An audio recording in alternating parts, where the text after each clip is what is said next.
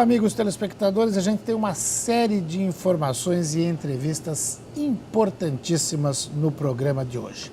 No primeiro bloco, eu converso com o jornalista Eduardo Reina, que lançará nos próximos dias o livro Depois da Rua Tutóia. É uma entrevista importantíssima, principalmente nesse momento da vida política nacional.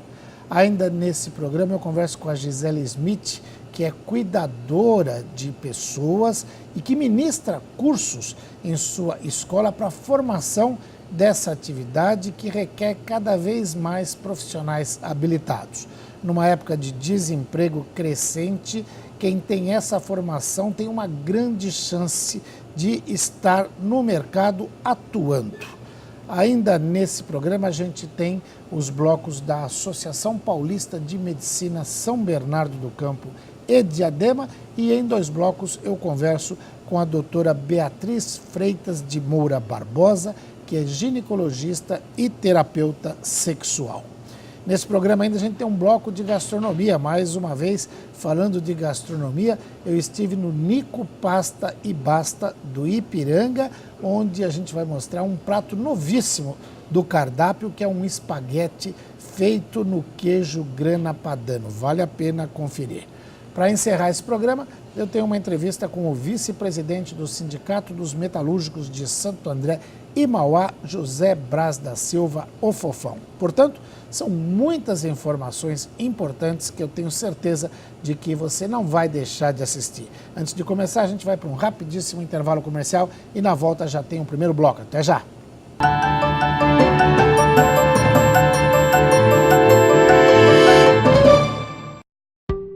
O ABCD é assim, é cultura, lazer, esporte, mobilidade urbana, é histórico. E retratamos isso de forma real, sem maquiagem, sem retoques. Sempre antenados, levamos até você as notícias mais importantes da região, de forma moderna, bonita e muito bem elaborada, com todas as cores. Falamos de política, empreendedorismo, sustentabilidade, saúde, gastronomia, vinhos e muito mais. Falamos do ABCD, porque o ABCD é assim, é vivo, é real.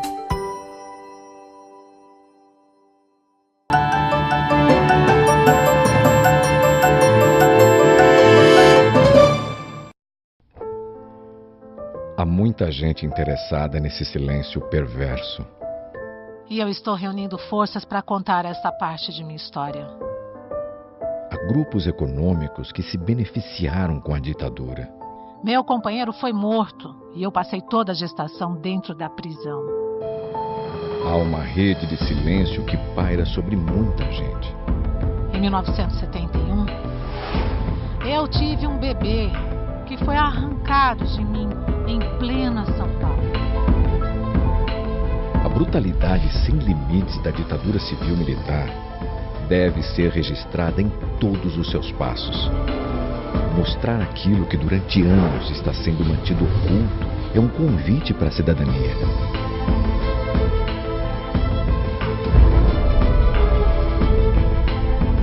E eu estou reunindo forças para contar essa parte de minha história.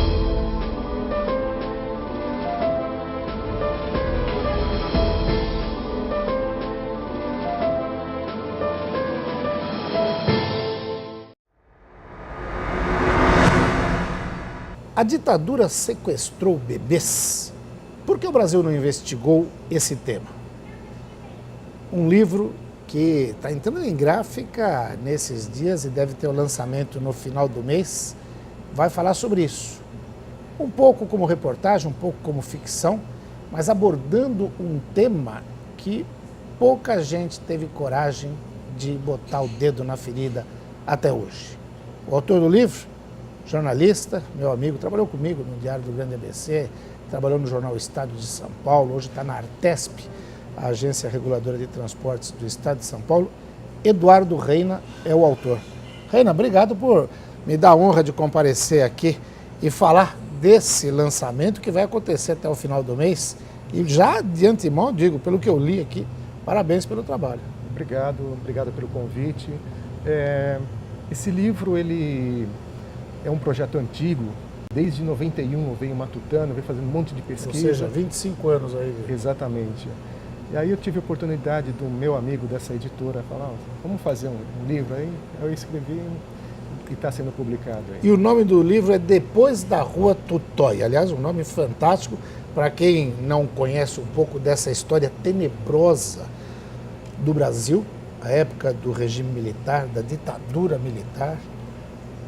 A delegacia ali da Rua Tutóia, né, que foi sede da Operação Bandeirantes, onde Vladimir Herzog foi assassinado, depois inventou-se a história de que ele havia cometido suicídio, se enforcado de uma forma totalmente impensável, né? Um grande jornalista, Vladimir Herzog, que foi a partir desse triste acontecimento que a gente começou a mudar um pouquinho a história desse país, né, Reina? Exatamente. Ou seja, depois da Rua Tutóia é onde se ambienta essa questão do sequestro de bebês em plena ditadura. Exatamente, é isso que eu queria mostrar. O livro mostra a vida de uma bebê que foi sequestrada, a mãe presa.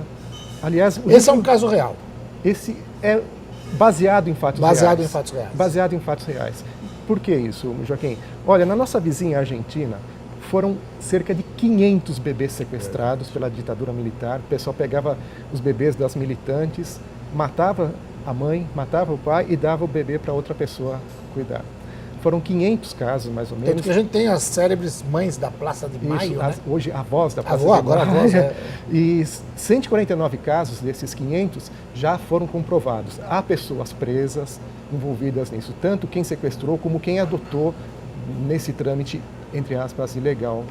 Aí eu fico pensando, no Brasil, no tamanho do nosso território, nenhum caso aconteceu. Foi por isso que eu fui atrás. Isso aconteceu na Argentina, no Chile, no Uruguai, no Paraguai, na Bolívia, e no Brasil não aconteceu.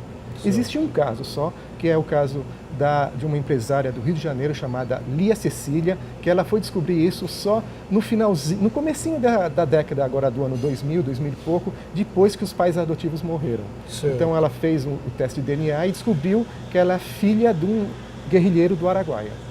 E tem gente que pode até do outro lado da telinha ficar pensando, mas isso aí é revanchismo, quer dizer, houve a anistia, essa coisa toda, sempre quando se fala da questão dos presos políticos, mas não dá para pensar dessa forma. São crimes bárbaros que precisam ser esclarecidos até para se resgatar a cidadania dessas famílias, né? E escrever a história do Brasil, porque no caso do meu livro, por exemplo, essa bebê, a Verônica, ela foi entregue para um empresário que financiava o regime de exceção, os grupos paramilitares.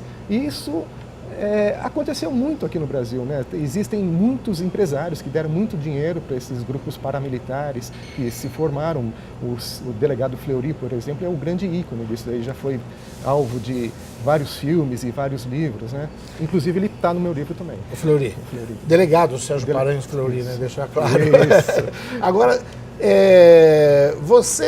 eu te conheço como jornalista há muito tempo, né? A gente trabalhou juntos. Mas você chegou num denominador comum do porquê não se investigou tudo isso a fundo até hoje? Olha, eu posso dizer que eu cheguei e não cheguei ao mesmo tempo, Joaquim, porque aqui no Brasil, isso que você falou há pouco, é muito difícil você ter acesso à documentação desse período.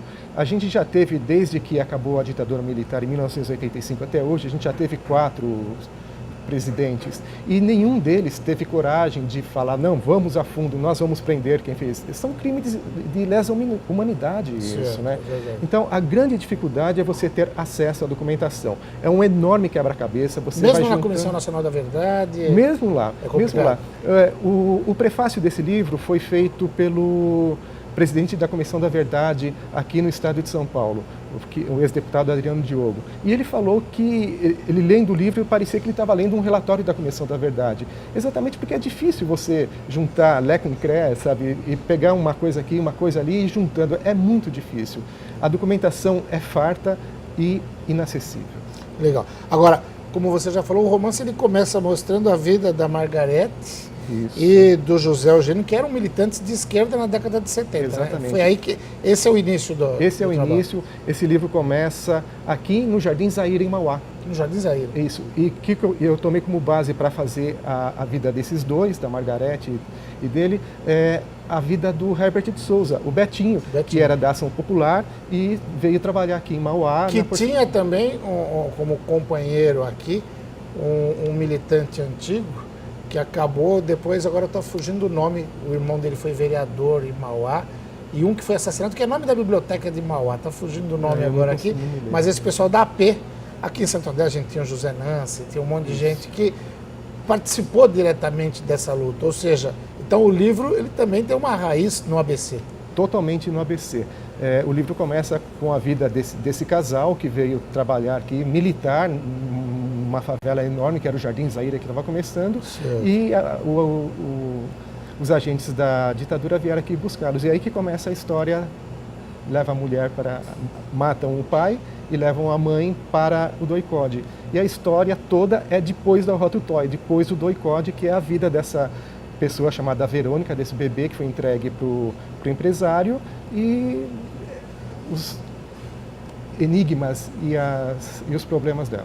Tá ótimo. Reinar, eu gostaria de ficar aqui mais tempo, mas sabe que tempo de televisão é curtíssimo, mas não vejo a hora de o livro estar impresso, para a gente poder, inclusive, quando ele estiver já pronto, tiver definida a data do lançamento, né? Isso. O livro ele já está em pré-venda pelo site da editora. Opa, então isso é importante. Pré-venda. É www.11editora11numeral.com.br. Então, 11editora.com.br. Dá para já reservar, fazer a pré-venda. Isso. Legal. Então, hoje, vamos chegando em casa, já vou fazer essa compra para poder acompanhar esse trabalho, porque, olha, eu reputo como uma ação cidadã. Ou seja, é uma ação de quem está preocupado com o futuro do Brasil, para que nunca mais a gente tenha de passar por situações como essas em nenhuma circunstância. Né? Só quem passou sabe, né? Só quem passou sabe. Eduardo Reina, parabéns pelo trabalho, obrigado pela entrevista, a gente vai falar mais vezes. Obrigado. Eduardo Reina, jornalista, autor de Depois da Rota Toy, conversou com você. A gente vai para um rápido intervalo comercial e daqui a pouquinho está de volta. Até já.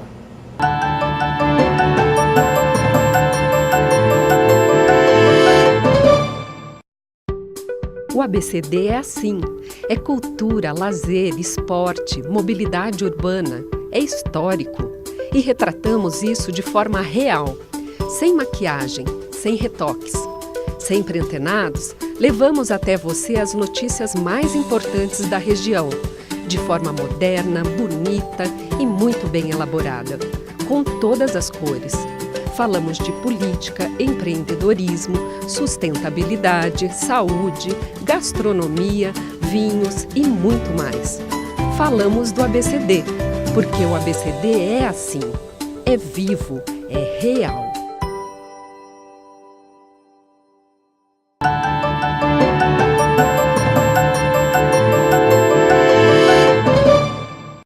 Muito bem, amigos telespectadores do programa Joaquim Alessi, a gente volta a gravar o bloco Café com Letras, aqui na Superbanca do meu amigo João Martinelli, com patrocínio da Flytour, a maior operadora de viagens do Brasil. E eu vou falar de um assunto que eu adoro, porque eu estou ao lado da Gisele Smith, da Vida, Amor e Riso, uma empresa que eu posso dizer que eu vi nascer. Faz uns 5 anos, mais ou menos, eu fiz uma entrevista com a Gisele. É uma empresa que cuida da formação dos cuidadores, que é uma atividade cada vez mais necessária, cada vez mais aperfeiçoada. E a Gisele estava me dando uns dados aqui que eu fiquei encantado. Primeiro, obrigado por vir aqui à Superbanca gravar com a gente. Eu é que agradeço, Joaquim, todo esse carinho que você sempre teve com a gente, sempre tem nos receber. E é muito bom estar aqui podendo falar um pouquinho dos cuidadores e como eles estão hoje no Brasil e aqui em Santo André. Eu lembro que quando a gente conversou, você estava começando esse projeto, você estava me dizendo que já formou mais de 1.500 cuidadores. Mais de 1.500 cuidadores. Maravilha. Hoje nós estamos estamos começando a turma 80 a partir desse mês, aqui de março, e a gente está começando a trabalhar fora de São Paulo agora, tendo a demanda fora de Santo André, dessa região do ABC. Acabei de voltar de Salvador com demanda para ir para outros estados, e os cuidadores não param de crescer, não param de ser solicitados. Aliás, porque graças a Deus e à medicina, cada vez mais a gente vai esticando o tempo de vida na Terra, né? Hoje gente com 80 anos é a coisa mais fácil de você encontrar, Jovem. né? Antigamente, eu lembro quando eu era moleque, eu falava de alguém com 50 anos, eu falava, nossa, já está velho no fim da vida, verdade. né? Eu tô com 57, vou fazer 58, estou me sentindo moleque ainda. E hoje recebi a notícia de que o padre Carlito, da Igreja São José Operário de São Bernardo do Campo, vai completar agora, neste mês, 80 anos. E fazer 80 anos é para os fortes, né? Agora, com o aumento da vida útil das pessoas, cada vez mais faz-se necessário, para ter uma qualidade melhor de vida, o trabalho do cuidador, né? Sem dúvida, hoje a gente tem uma quantidade de idosos muito maior e, infelizmente, o Alzheimer está cada vez mais avançando e chegando dentro das casas. A própria preocupação da família tem que trabalhar, precisa deixar alguém com seu idoso, as clínicas não estão dando conta disso. Então, o cuidador, ele traz toda essa a tranquilidade para a família de ter alguém do lado e de poder estar cuidando, porque foi o tempo em que o cuidador era aquela pessoa que ficava do lado olhando. Ela é hoje aquela pessoa que vai auxiliar na alimentação, auxiliar na medicação, ela vai auxiliar no banho, vai fazer uma companhia e uma conversa diferenciada, vai estar dando atenção que às vezes a família não tem mais, até pela loucura do dia a dia. Essa pessoa, esse profissional, ele tem um distanciamento. Porque normalmente, quando a pessoa é da família, às vezes você tem mais dificuldade de lidar com a pessoa. Você tem mais dó, não diria alguma coisa mais... É o emocional, tipo, né? A gente né? sempre pega... A família, às vezes, tem a culpa de colocar um cuidador. Me sinto culpada em colocar alguém para cuidar do meu pai, porque essa função tinha que ser minha. Mas o cuidador também é uma função dessa família, porque ela não vai saber fazer isso, ela está no momento emocional, está desgastada, cansa demais, é desgastante trabalhar com o idoso, principalmente um idoso com Alzheimer, um idoso acamado. Então, o cuidador, ele vai ajudar essa família e vai dar a qualidade de vida que a família precisa e o idoso também. Você falou que está entrando na turma de número 80. 80. Né? Como é que é esse trabalho? Esse trabalho é prestado para o poder público, é prestado para empresas, é prestado individualmente? Como é que é isso? Hoje nossa escola está aqui em Santo André, a gente tem as turmas individuais, então um aluno vai fazer um curso de 100 horas de acordo com a lei, nós participamos também dessa feitura da lei, existe uma dúvida muito grande no mercado, como é que funciona? Então hoje o cuidador ele tem que ter 100 horas de curso, para que ele seja legalizado. A lei já vai ser aprovada, se aprovada ela já está, falta só ser assinada pela presidente. Então a gente hoje tem o nosso curso individual e temos também os cursos institucionais. Hoje começamos sábado agora um curso com a Unimed CNU, então nós fazemos toda a capacitação dos cuidadores, é um trabalho de responsabilidade social, então as empresas também podem contratar nosso curso para capacitar cuidadores, para eles de forma de responsabilidade social, de forma patrocinada também. E estamos levando também para entidades, para as ONGs que precisam, começamos a capacitar também as clínicas que têm o pessoal de técnicos de enfermagem e está começando a colocar cuidador na clínica de repouso com os nossos cuidadores também. E numa época de desemprego como a gente vive hoje, quer dizer, a pessoa se especializar e ter acesso a essa formação pode significar uma entrada no mercado de trabalho que não deixa de ser interessante, né? Você tem uma ideia, Joaquim? Hoje eu tenho uma média de 5 a 6 famílias procurando cuidador por dia. 5 a 6 por dia? Por dia. E eu não tenho isso de cuidador. Então, hoje falta cuidador no mercado capacitado, obviamente. E isso nós temos tido nesse momento de crise, salas cheias e alunos sendo encaminhados para uma nova profissão e vindo de todas as áreas. Homens saindo da indústria, saindo da metalúrgica e vindo trabalhar como cuidadores. Mulheres de 40 a 60 anos, porque 60 anos, como você acabou de dizer, ainda é jovem, ainda está trabalhando e pode ser recolocado no mercado de trabalho. Correto. Agora me diga uma coisa, a pessoa que tiver interesse, tenho certeza que muita gente em casa, agora como é que eu faço para fazer esse curso? Ter um telefone, ter um site, como é que é isso? Por favor, nosso telefone é o 4901 4010, 4901 4010 e o nosso site é o www.grupovidaamoreriso.com.br. Tudo junto, grupovidaamoreriso.com.br. E no Facebook, nós estamos lá também, Vida, Amor e Riso. Agora, o trabalho é tão bom que nos últimos anos vem ganhando tudo quanto é prêmio da área. E ó, é o prêmio Assisa, que é da Associação Comercial e Industrial de Santo André, que é um prêmio destinado às mulheres empreendedoras, né? A gente está gravando esse programa dia 7 de março, amanhã, dia 8, é Dia Internacional da Mulher. Então, primeiro, meus parabéns, né, Obrigada, Gisele? gratidão. Agora, prêmio da Fundação Getúlio Vargas, do Itaú, do selo Empresa Empreendedora da Secretaria de Desenvolvimento Econômico de Santo André. A cada ano um prêmio novo, né? Se Deus quiser, e a gente está buscando mais um, esse ano estamos buscando mais um selo, para que a gente possa dar essa qualidade e ser referência na área, como estamos sendo aqui em São Paulo e, quem sabe, no Brasil logo, logo. Com certeza. Gisele Smith, infelizmente o tempo de televisão é curto, mas obrigado, parabéns pelo trabalho. Conta sempre com o programa para divulgar essas atividades. Gratidão, estamos à sua espera para qualquer informação e dúvidas. Obrigada. Tá ótimo. Gisele Smith, do Vida, Amor e Riso, conversou com vocês.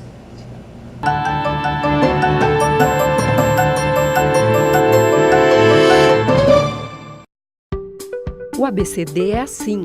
É cultura, lazer, esporte, mobilidade urbana. É histórico. E retratamos isso de forma real. Sem maquiagem, sem retoques.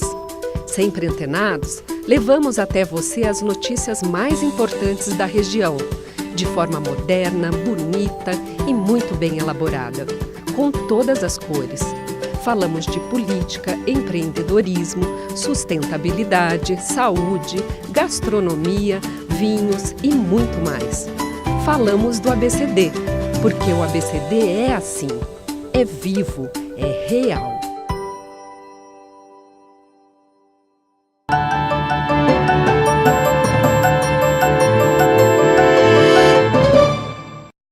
Olá, amigos telespectadores do programa Joaquim Alessi, e nesse bloco da Associação Paulista de Medicina São Bernardo do Campo e Diadema, a gente vai tratar hoje de um tema que com certeza interessa a muita gente e, na maioria das vezes, não é nem pensado, nem discutido, por uma simples questão de preconceito ou desconhecimento da causa.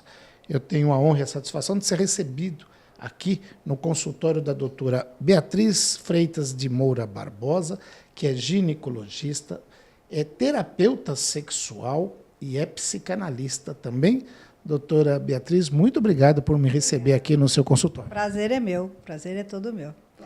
Eu estava falando que muitas vezes, a gente vai falar especificamente de terapia sexual, as pessoas têm problemas e não procuram um profissional.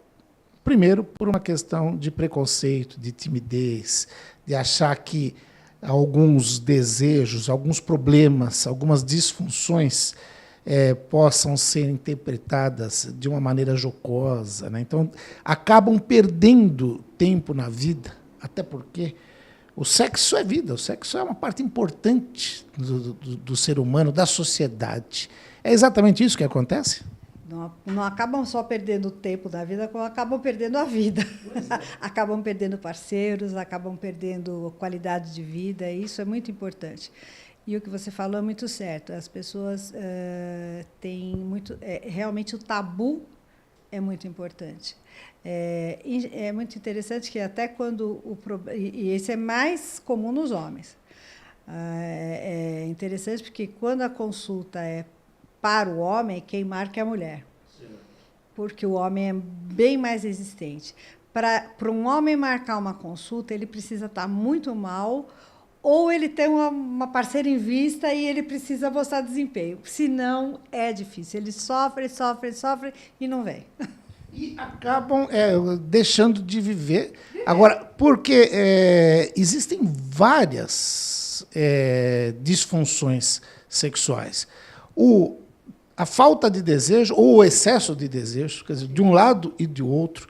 Hoje a gente vive, eu estava falando aqui, estava vendo na sua relação de problemas, uma revolução no mundo, no comportamento do ser humano, que foi proporcionada pela internet. E eu até começaria falando sobre isso. Viciados no sexo virtual. Cresce a cada dia isso, e isso é um problema. Isso é um problema.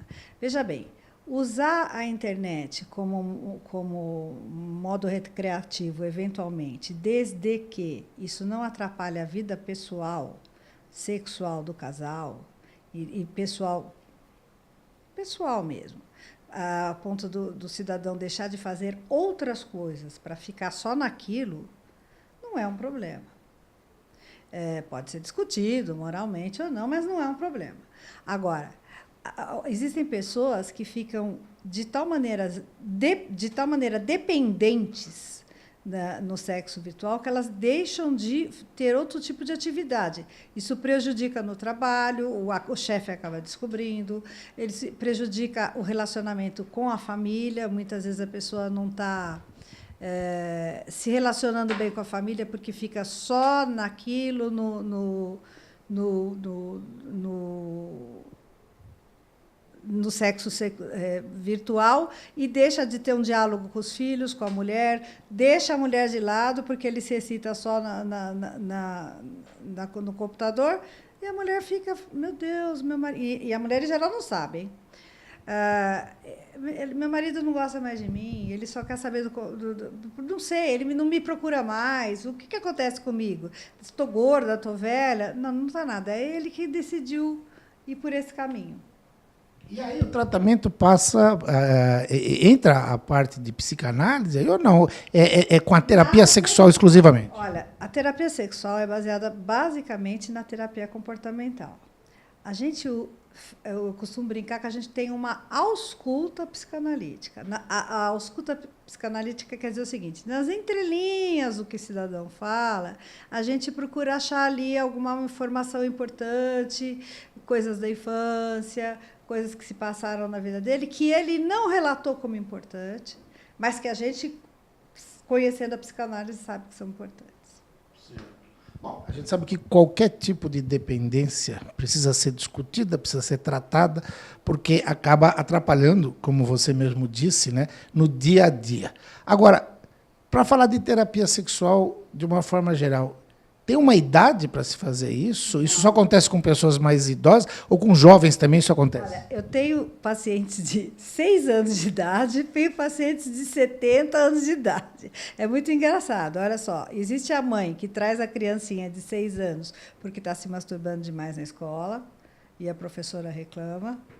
Muitas vezes é uma coisa simples, é só porque a criança faz isso normalmente. É só adequar a criança, olha... No banheiro, a gente faz as coisas do banheiro. Na cozinha, a gente faz as coisas da cozinha. Você pode brincar com você, mas no seu quarto, sozinha, não pode ir na escola. É só adequar. Ver se não está tendo um ambiente muito erógeno em casa, o que ela está vendo em casa, também é importante isso. Pacientes idosos que perdem a ereção, ou principalmente homens, perdem a ereção, começam a perder a ereção no meio do ato sexual, ou têm dificuldade de ereção. Nos jovens, homens jovens, a queixa em geral é ejaculação rápida. As moças têm dificuldade, às vezes, por uma educação muito rigorosa, têm uma dificuldade da penetração, fecham a vagina, chama-se vaginismo isso. Fecham a vagina, não deixam o parceiro penetrar. Tem queixa para todo sexo, para toda idade. E para todas essas queixas tem solução? Normalmente tem sim. Normalmente tem sim. Em maior ou menor grau. Claro, como tudo na medicina, quanto antes, melhor. Doutora Beatriz, eu vou pedir licença para chamar um rápido intervalo comercial. A gente ia gravar um bloco, mas tem muito assunto, tem muito tema importante para ser conversado, e eu vou pedir licença. Tenho certeza de que o nosso amigo telespectador, nossa amiga telespectadora em casa, eles não vão trocar de canal, porque o assunto interessa a todo mundo. É rapidinho, a gente está de volta. Até já.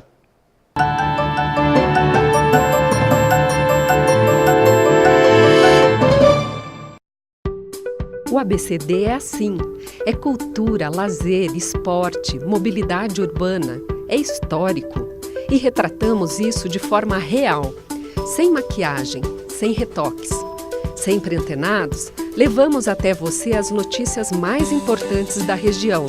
De forma moderna, bonita e muito bem elaborada. Com todas as cores. Falamos de política, empreendedorismo, sustentabilidade, saúde, gastronomia, vinhos e muito mais. Falamos do ABCD, porque o ABCD é assim, é vivo, é real.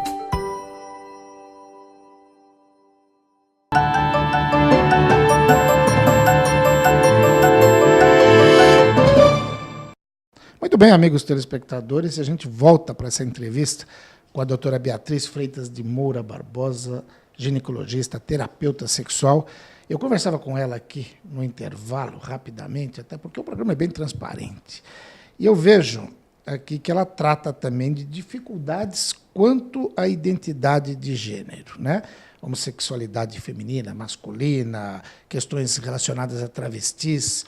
E a gente tem acompanhado um debate muito intenso nas várias câmaras municipais sobre essa questão da ideologia de gênero. Então, vira uma disputa ideológica, partidária, às vezes religiosa. Eu queria saber, com a sua experiência de terapeuta sexual, como é que você vê esse debate? E é importante deixar a criança livre para decidir que sexo ela vai ter depois, quer dizer, já não registrar como homem ou mulher, mas como ser, e depois ela decidir, ou aí tem o papel da família, tem o papel da igreja, tem o papel da sociedade em que ela vive, que é importante. Não, tem o papel da igreja, da sociedade e da família. Aliás, esse é um assunto para a sociedade, para a família. É um assunto para a família. A criança, desde que... Existe uma expectativa da família desde que ela está no ventre da mãe.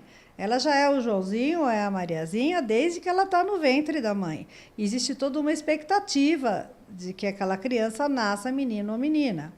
Antigamente não existia isso, mas agora existe. Bom, quando ela nasce, é óbvio que ela deve ser registrada conforme a genitália.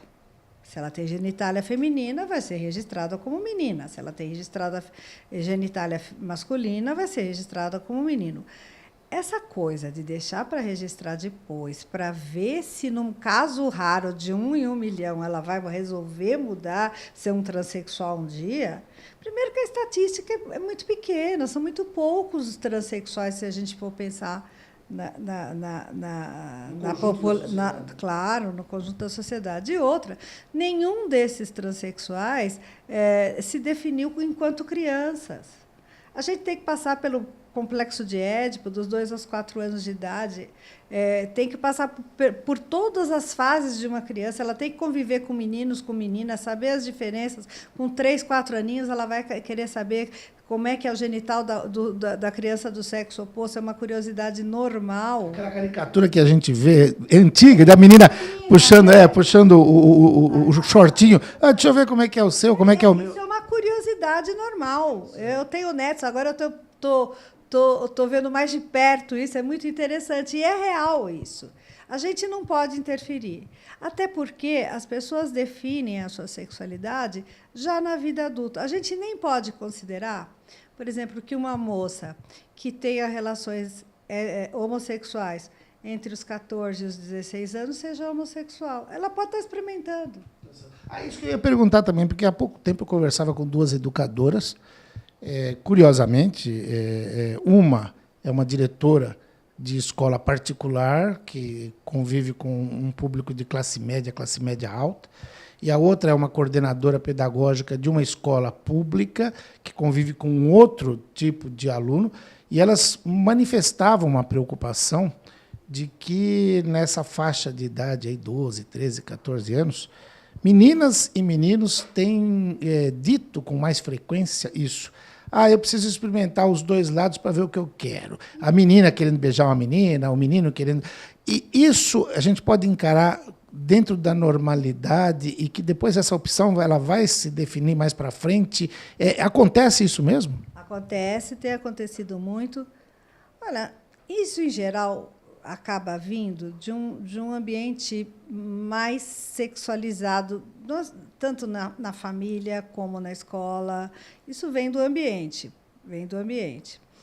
E vem de maneira variável, muitas vezes de acordo com o nível social, varia um pouquinho. Nas classes sociais, infelizmente, nas classes sociais menos favorecidas, a gente nota que essa sexualização da criança ela é mais precoce. A gente não sabe se é porque convive com adultos dormindo no mesmo ambiente e o que essas pessoas falam e tudo isso.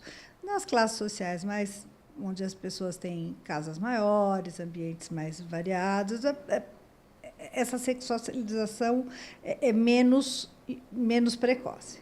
Bom, Essa experimentação, acontece nos dois grupos, tanto em pessoas com situação social mais favorecida como menos favorecida. Mas a gente não tem que, eu acho assim, não tem que levar isso tão a sério.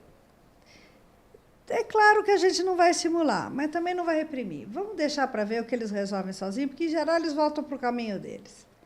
Se a gente não falar sim nem não, em geral, eles acabam achando o caminho deles. É muito comum. Vem aqui com 12, 13 anos, doutora, eu sou homossexual. Ah, ok.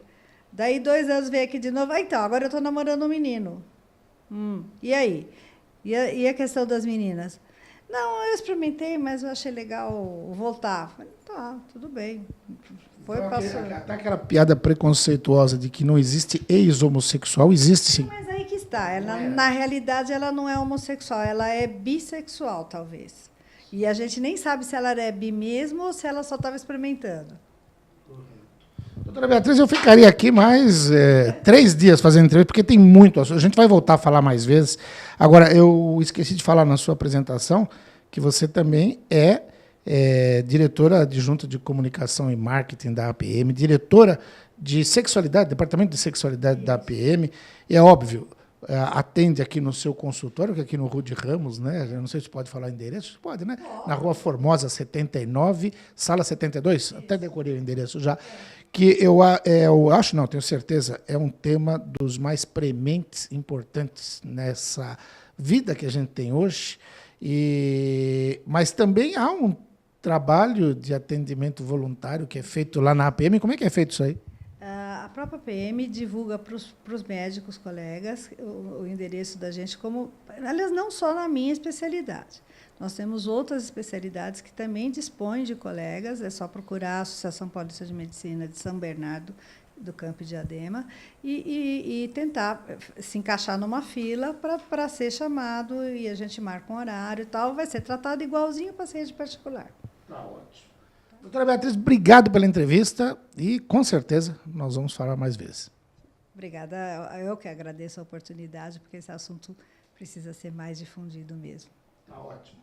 Doutora Beatriz Freitas de Moura Barbosa, ginecologista, terapeuta sexual, conversou com você aqui no bloco da Associação Paulista de Medicina São Bernardo do Campo e Diadema. A gente vai para um rápido intervalo comercial e daqui a pouquinho está de volta. Até já.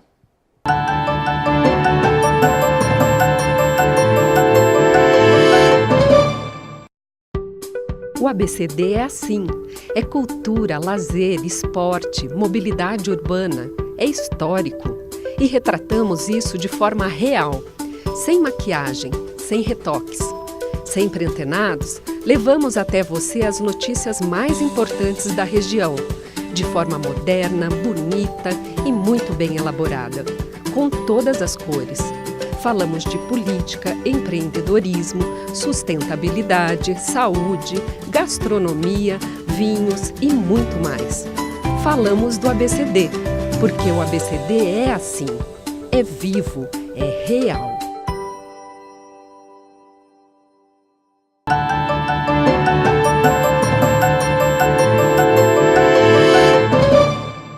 Neste final de semana, eu estive no Nico Pasta e Basta, restaurante da Rua Costa Guiar, 1586, no Ipiranga, do famoso delegado Nico, e é uma casa de pastas maravilhosa. Além da arquitetura muito bonita, o Nico está com um prato novo, que é um espaguete feito no queijo grana padano e chama espaguete à la Nico.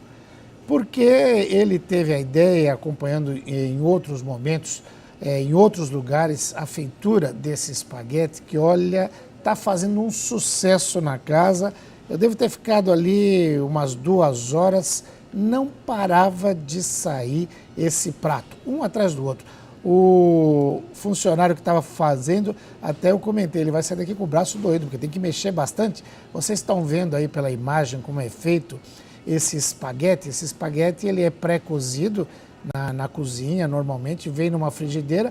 Enquanto isso, o garçom prepara o queijo, esse queijo grana padana grandão, que que já está cortado no meio, né? Tem um buraco, ele é todo picado para soltar um pouquinho daquele queijo no fundo e é pego assim uma porção de conhaque. O conhaque é aquecido até ele pegar fogo, ele flambra o queijo nesse conhaque para ele poder derreter. Vocês veem aí a imagem do fogo no queijo e depois joga o espaguete em cima. Mexe bastante, vai mexendo ele muito quente ainda com esse fogo para formar esse molho de queijo bastante cremoso e depois joga no prato, claro, acompanhado de um belo vinho, de preferência um vinho italiano, pode ser de outra nacionalidade, pode ser espanhol, pode ser argentino, pode ser chileno, mas o italiano acaba casando mais aí, o prato fica uma maravilha. Para completar, corta uma fatia finíssima de prosciutto, coloca por cima umas folhinhas de manjericão e olha, eu recomendo, vale a pena conferir, eu repito, o Nico Pasta e Basta, que fica na Costa Guiar 1586. Não tem só esse prato não, tem outros, mas essa é a novidade. Muito bem, amigos telespectadores do programa Joaquim Alessi, a gente volta para mais um bloco Café com Letras aqui na Superbanca do meu amigo João Martinelli, com o patrocínio da Flytour, a maior operadora de viagens do Brasil. E eu, mais uma vez, tenho a honra e a satisfação de receber o vice-presidente do Sindicato dos Metalúrgicos de Santo André e Mauá, José Barros da Silva. Ô Fofão, obrigado por comparecer mais uma vez à Superbanca. Ô Joaquim, eu que agradeço, né, o convite. Obrigado, eu que digo para você. E mais uma vez estamos aqui para passar um pouco o que vem acontecendo na cadeia produtiva dos metalúrgicos de Santo André de Mauá. Maravilha. Mas antes de falar da cadeia produtiva, falar dos metalúrgicos, vamos falar das metalúrgicas, ou aliás, da mulher, porque vocês promoveram no sindicato, lá sob o comando do presidente, o Cícero Firmino da Silva Martinha, uma comemoração no dia 8 de março, que é o Dia Internacional da Mulher. Eu vi pelo jornal do sindicato, o Metalúrgico, maravilhosa. Fala um pouco dessa comemoração, dessa homenagem a essas guerreiras. Olha, Joaquim, até me surpreendeu, né, no dia 8 agora, até porque nosso sindicato foi fundado, Joaquim, em 1933. E foi em 1933 que a mulher brasileira teve o direito de votar e ser votada. Então, esse ano completamos 83 anos, né? E nós fizemos essa comemoração no dia 8 de março, até porque nossa categoria tem bastante mulheres metalúrgicas. E até o Cícero Martins, nosso presidente, falou assim, não, Fofão, vamos fazer a comemoração no dia 8 de março mesmo, terça-feira, às 19 horas. E foi em cima da hora, nós convidamos as mulheres de diretores, né, as funcionárias e também as metalúrgicas. A casa encheu, Joaquim, foi uma grande festa. Eu acho que não é uma festa, mas assim um momento de você fazer uma reflexão, Joaquim. Né? Queira ou não queira, hoje nos metalúrgicos tem 2 salários. A mulher exerce a mesma função do homem como operador de máquina, na TRW tem bastante isso lá, e ela ganha bem menos, de 20% a 30% menos do que o homem com a mesma profissão. 20% a 30% De 20% a 30%, infelizmente. E as mulheres hoje, Joaquim, elas, né, têm o que comemorar porque elas avançaram bastante, mas mesmo assim ainda tem essa diferença de salário. Eu acho que hoje as metalúrgicas não tem um número tão alto como tinha antes, mas avançaram assim de profissões, mas no salário não. Por exemplo, antigamente não tinha quase operadora de máquina, hoje já tem operador de máquina. Antigamente não tinha porteira, não tinha guarda mulher, a guarda feminina. Hoje nas empresas já tem a guarda feminina e o guarda também na porta das empresas. E ali você vê a diferença de salário. Ali é bem maior ainda, porque é uma categoria que não é tão mobilizada, né? Não é uma categoria tão autêntica, é bem maior. Mas nosso meio metalúrgico, nós vamos brigando para diminuir essa faixa salarial. Está difícil, Joaquim, está difícil, mas um dia nós vamos conseguir ainda. Eu espero que seja em breve, Joaquim. É verdade. Eu estou lendo um outro dado aqui no jornal do Sindicato dos Metalúrgicos, que as mulheres negras recebem menos 40% do que os homens brancos. Ou seja, é pior ainda a situação, tem dupla discriminação aí. Joaquim, é o seguinte, nós temos 4 faixas salariais. Tem o homem branco, que ganha X, né, exerce a mesma função do homem negro. Tem o homem negro que ganha menos do que o homem branco. Tem a mulher branca, que ganha igual o homem negro. E tem a mulher negra, que ganha menos do que o homem branco, o homem negro e a mulher branca. Então a mulher negra é mais discriminada ainda, infelizmente isso acontece, né? A gente vê isso nas empresas, é difícil terminar com isso, mas nós usamos, né, a DRT, nós pedimos fiscalização, nós conversamos com as empresas hoje, mudou bastante, Joaquim, a relação capital e trabalho, mas ainda existe bastante isso, infelizmente. A mulher negra é bem discriminada e dificilmente a empresa contrata uma mulher negra como metalúrgica. Eu não sei porquê, Joaquim. E antes que alguém fale, ou alguém pense do outro lado que a gente está inventando, isso aqui faz parte de um estudo que foi feito entre 2004 e 2014, ou seja, um período de 10 anos, pelo IPEA, que é o Instituto de Pesquisa Econômica e Aplicada do Ministério do Planejamento, ou seja, que é um órgão bastante respeitado, com economistas de carreira no governo federal, e que aplicou essa pesquisa nesse período. Eu imagino o seguinte, se nesse período, e esse período a gente já era o presidente Lula em 2004, já era a presidente Dilma em 2014, se nesse período de presidentes comprometidos com a classe trabalhadora a gente teve isso, imagina como era antes, né, Fofão? Ô, Joaquim, eu participei um pouco, né, desse trabalho escravo, foi em 2006, com todas as centrais sindicais, e eu estava representando a força sindical. E foi no Brasil inteiro, o trabalho escravo. E entrou essa questão da mulher negra e o homem negro no mercado de trabalho. E ali estava o Diese também, que comprovou isso. Foi uma discussão bem grande, bem ampla, com bastante transparência. Foi o representante do governo federal, representante dos empresários e nós representamos os trabalhadores. Então essa discussão foi bem debatida. Eu também imaginava que não tinha tanta validade, que era um pouco um folclore, mas é verdade. E eu, como negro, eu falei, vou ficar quieto porque vai achar que eu estou puxando a sardinha para o meu lado. Mas não é não, Joaquim, é verdade, existe isso mesmo. E no metalúrgico nem tanto, mas se você vai em outra profissão, por exemplo, se você for num shopping, se você for nos bancos que tem aqui, né, o Bradesco, o Itaú, sem fazer propaganda, é bem maior mesmo esse número de pessoas que são discriminadas pela cor da pele ou pela raça. Tá certo. Fofão, eu vou pedir licença para chamar um rápido intervalo comercial. A gente vai fazer mais um bloco aqui. Eu tenho certeza de que nosso amigo telespectador, nossa amiga telespectadora não vão trocar de canal. A gente volta rapidinho.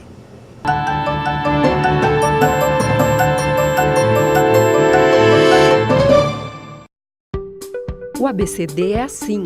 É cultura, lazer, esporte, mobilidade urbana. É histórico. E retratamos isso de forma real. Sem maquiagem, sem retoques. Sempre antenados, levamos até você as notícias mais importantes da região, de forma moderna, bonita e muito bem elaborada, com todas as cores. Falamos de política, empreendedorismo, sustentabilidade, saúde, gastronomia, vinhos e muito mais. Falamos do ABCD, porque o ABCD é assim, é vivo, é real.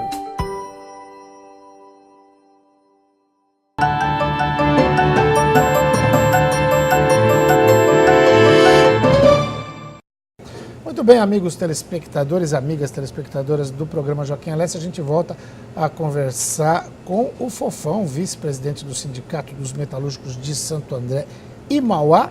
Esse programa está indo ao ar hoje, que é uma terça-feira, 15 de março, no dia em que foi apresentada aí o planejamento, foi apresentado o planejamento para o 1º de maio da Força Sindical, né? Isso. E o Fofão é o coordenador da Força Sindical aqui em todo o grande ABC. Fofão, tem novidades no 1º de maio para esse ano aí? Tem, Joaquim, tem sim. Nós vamos amanhã fazer o lançamento do 1º de maio. Vai ser lá em São Paulo, Joaquim, no Viaduto do Chá. Né? Nós convocamos todos os sindicatos, da Força Sindical do Estado de São Paulo. Vamos lá convocar, né, quem passa por ali, os moradores de São Paulo. E vamos, depois disso aqui, estar fazendo uma reunião para nós estar convocando os trabalhadores aqui do ABC. Nós vamos nas estações de trem de madrugada, de Santo André, Mauá, São Caetano do Sul, vamos em São Bernardo, os sindicatos comerciais, vai no comércio, né, levar o convite do 1º de maio. Nós esperamos esse ano, né, colocar lá mais ou menos 2 milhões de trabalhadores. 2 milhões? 2 milhões, isso é a Força Sindical que está pensando em fazer isso. Eu acredito, Joaquim. É um número recorde, nunca... O ano passado passou de 1 milhão e 200. 1 milhão e 200. Passou de 1 milhão e 200. Lá também tem outros chamativos que ajudam um pouco. Às vezes tem música, tem sorteio de carros também. Uns criticam que faz isso aí, mas é bom que você fica também fazendo um ato ali de concentrar os trabalhadores e você tirar ali umas bandeiras de luta. Né? Por exemplo, esse ano nós vamos parar para levar a primeira bandeira de luta contra o desemprego. O desemprego está muito grande, não é só na área metalúrgica, em todas as áreas está grande demais. E outra bandeira de luta também, Joaquim, é contra essa reforma. Eu espero que a Dilma não coloque em prática essa reforma da Previdência. Né? Nós somos totalmente contra. A gente volta um pouco no bloco anterior que nós conversamos aqui sobre a mulher no mercado de trabalho. A proposta dela é que equiparar o tempo de trabalho da mulher com o homem.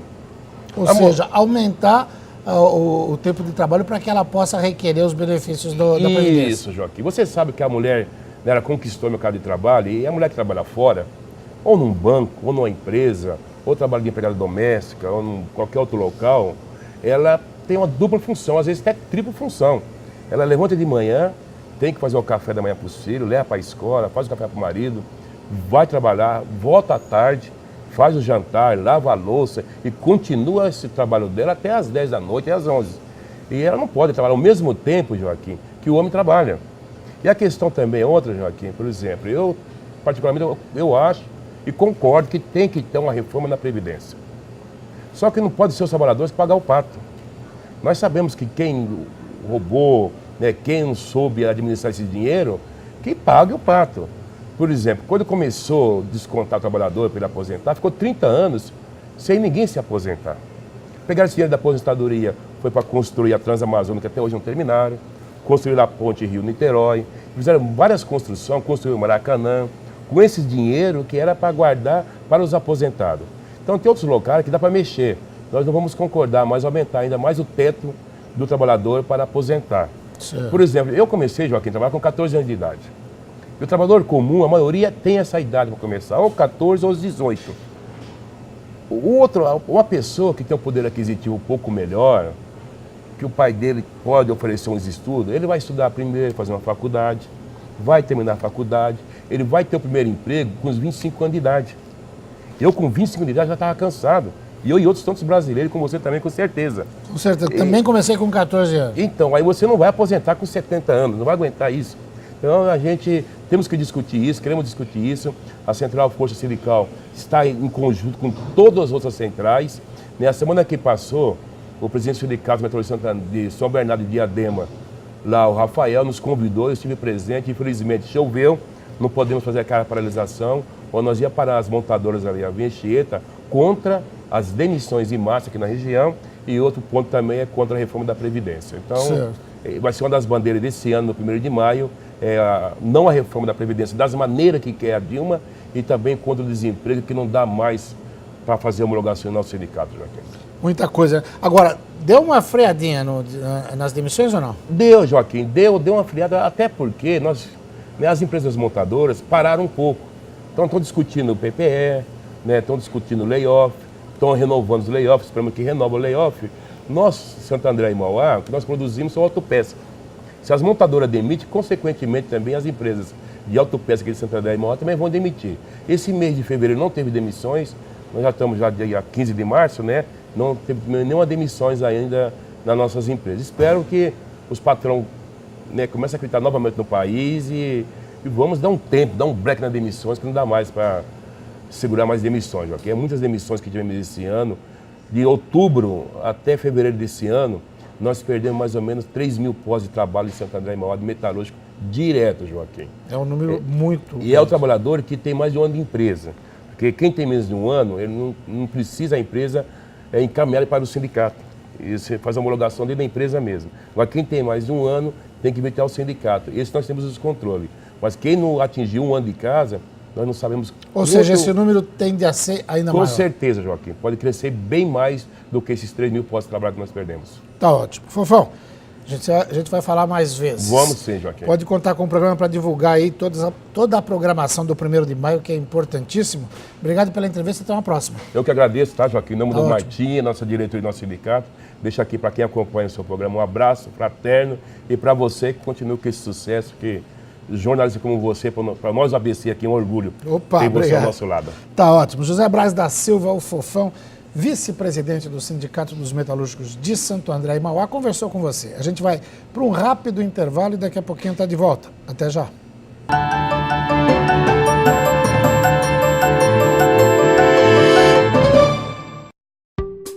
O ABCD é assim. É cultura, lazer, esporte, mobilidade urbana. É histórico. E retratamos isso de forma real. Sem maquiagem, sem retoques. Sempre antenados, levamos até você as notícias mais importantes da região. De forma moderna, bonita e muito bem elaborada. Com todas as cores. Falamos de política, empreendedorismo, sustentabilidade, saúde, gastronomia, vinhos e muito mais. Falamos do ABCD, porque o ABCD é assim, é vivo, é real.